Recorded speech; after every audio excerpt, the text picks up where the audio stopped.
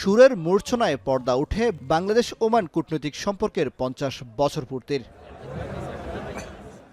জমকালো সাংস্কৃতিক আয়োজন, সঙ্গীতে প্রাচীন ঐতিহ্যের সুরেলা মিশ্রণ আর শৈল্পিক সৃজনশীলতার প্রতিফলন ঘটে সুবর্ণ জয়ন্তীর অনুষ্ঠানে।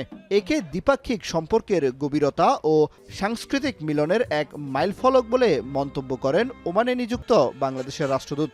বাংলাদেশ ও ওমানের ডিপ্লোম্যাটিক সম্পর্কের 50 বছর পূর্তি উপলক্ষে আমাদের এই আজকের আয়োজন joint arm forces military band and orchestra show, যেটি অ্যাকচুয়ালি আমাদের বাংলাদেশ এবং ওমানের ভ্রাতৃত্ব এবং বন্ধুত্বের এক নিদর্শন স্বরূপ।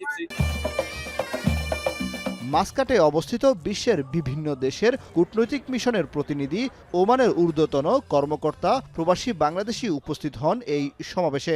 অনুষ্ঠানে উপস্থিত থেকে ওমানের academy of strategic and defence স্টাডিজের প্রধান দুই দেশের সম্পর্কের ইতিবাচক দিক তুলে ধরেন। Oman and Bangladesh have built a relationship founded on mutual respect, cooperation and shared values. The partnership has extended across many fields, including military and security cooperation, strengthening mutual trust and contributing to peace and stability. আয়োজন ঘিরে বাংলাদেশ সেনাবাহিনী, নৌবাহিনী ও বিমান বাহিনীর ৩৫ সদস্য বিশিষ্ট একটি দল 4 দিনের সফরে ওমানে রয়েছেন। তারা দেশের ইতিহাস ঐতিহ্য নিয়ে সাংস্কৃতিক পরিবেশনায় অংশ নেয়। 3 দিনব্যাপী এই আয়োজনের প্রথম দিন বিভিন্ন দেশের কূটনৈতিক ও ঊর্ধ্বতন কর্মকর্তারা যৌথ সঙ্গীত পরিবেশন করেন।